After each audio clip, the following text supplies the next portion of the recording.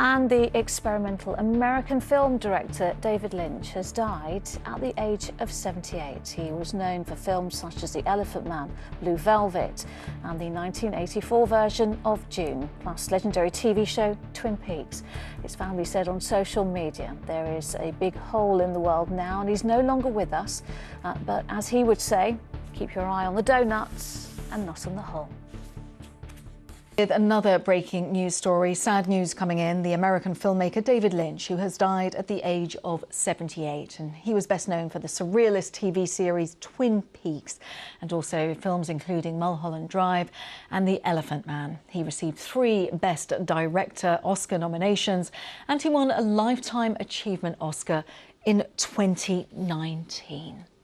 Well, our culture reporter Charlotte Gallagher joins us live now. And my goodness, what a huge loss to the film industry, to the TV series industry. Just a massive man. A total visionary. I mean, that word is sometimes overused, but not with David Lynch. I mean, his style of filmmaking even coined the term Lynchian, because when you saw a David Lynch film, you knew who had made it. I mean, as you said, really famous for Twin Peaks, which was this program that appeared to be about small town America, but it was actually nothing was what it seemed. And he loved the surreal and the darker side of human nature and the human condition.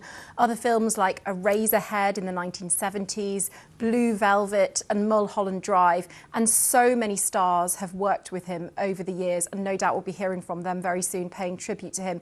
But he really was a creative genius, very dark, very gothic, and his films and TV programmes always left you feeling something. It might not be something that you were particularly comfortable with, but they never left you feeling empty. There was always something to take home from his creations, and his family have said that it is with deep regret that he has left them. There's a big hole in the world right now, they say, but as he would say, David Lynch would say, keep your eye on the donut and not the hole. Now, he was 78 years old, he'd been married 4 times, had 4 children, and obviously a real family man, spent a lot of time with his kids. And even though his work was often really dark and really gothic, he actually had a very normal and quite boring upbringing.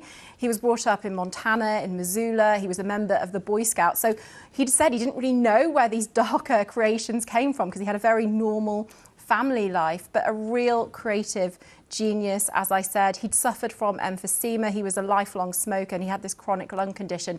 And earlier last year in August, he said he wasn't able to leave the house anymore because he was scared he'd get COVID-19 because his lungs obviously couldn't cope with that pressure. So he wasn't able to direct anymore, unfortunately, but he'd got back into his painting. He did regular YouTube videos as well, someone that the artistic world and Hollywood will really miss.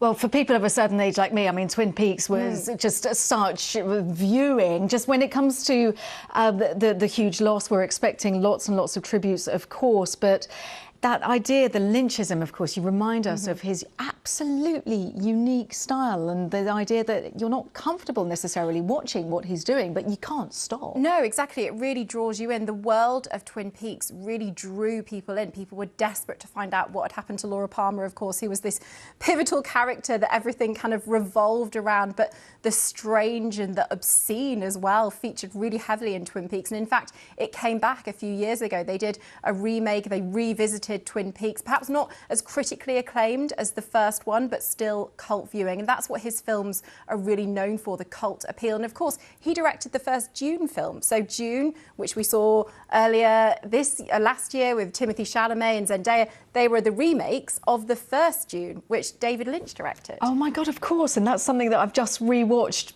going into, and that is really surreal. Very surreal. It wasn't a huge critical success, but it became a total cult success and obviously then inspired future filmmakers to make their own version of Dune.